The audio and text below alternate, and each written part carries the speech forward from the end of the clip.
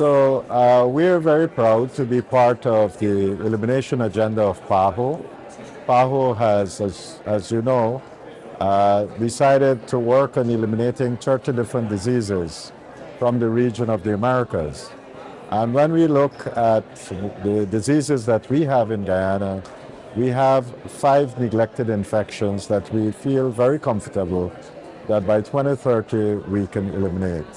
One of those is lymphatic filaria. And we have been working on ridding ourselves of lymphatic filaria for more than a century. Different persons have tried using different methodologies, but they weren't very successful. Over the last, I would say, couple of years, we have adopted mass drug administration, and so we have been administering that across the population of Guyana. And so in 8 of the 10 regions of Guyana, we have already achieved elimination, I would say. And we have a challenge in 2 regions. These are very populated regions. So this year, we have gone back to those regions and we've been able to do mass drug administration. And so now we'll be doing the assessments to see whether the mass drug administrations that we've completed, whether that would have had an effect on the prevalence of microfilaria in the population. Now, what we are doing right now is using a different technique, something that was not tried before, because generally when you do mass drug administration, when you try to eliminate a disease, you have to go back and test large amounts of the population to see whether the parasite is there or not. We have adopted a different methodology using geospatial methods. And in that methodology, you don't have to test everybody. You choose sampling, and there's a methodology of how you sample the various population. By doing that, we can save a lot of resources, but we'll have an accurate perception of whether we are achieving the goals that we have set. In this case, we want to have less than 1% microfilaria in the population.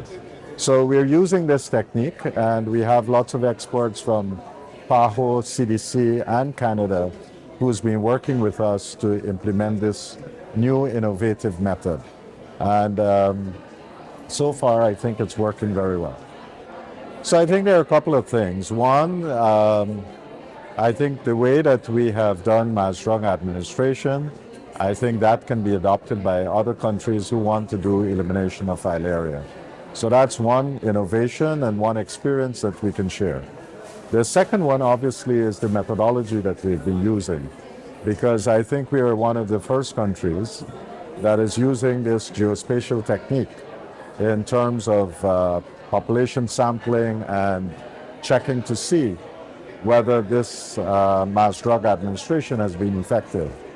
So the scientific method is quite rigid, and so the results that we get from it, they have a high confidence level. So we're very proud of that, and therefore this methodology, we are demonstrating that this can work in disease elimination, and therefore we think that in future other countries can adopt it, not just for LF, but for other infectious diseases. So this is another experience that I think we'll be able to share with the rest of the region. A third thing that we are doing, which would start shortly, is that generally we go back to test human beings to see whether they have the parasite or not. But in this whole life cycle, one part of the life cycle deals with this parasite living in mosquitoes. And not a lot of work has been done in checking for the parasite in mosquitoes. So we're going to start a study to see whether we can test for the parasite in mosquito, and we'll also be using some gene sequencing to determine the availability of this parasite in mosquito. Now, if we're able to detect that, then it's a faster method of doing this analysis, and it's probably much cheaper to be able to do this. But it's very innovative, and so we'll see what the results bring. So I think, in our experience, these are three lessons that we'll be able to share. So I think the experiences that were shared, we can learn from those experiences. So for example, with TB, this is one of the diseases that we have been looking at to reduce the burden of TB in Guyana. And adopting mobile x-rays, I think, is very important. We ourselves have been doing this in Guyana. And right now we have moved from 2 years ago where we had about 500 cases of TB to now about 350 cases. And our intention is over the next couple of years to reduce that significantly. So I think the experience that was shared yesterday on TB is one that we can actually adopt. The other experience that I found very interesting was with hepatitis C. And with the help of PAHO and the Strategic Fund, we have been able to access medication. And so 2 years ago, we started a Hep C program where we are treating all the patients that we have in Guyana with Hep C. We are treating them with these medication. And so far, we have had very good successes. So we've had about 80 persons in the program, 44 of whom have been cured already. We have some challenges with 2 persons, and so we'll have to put them on second-line treatment.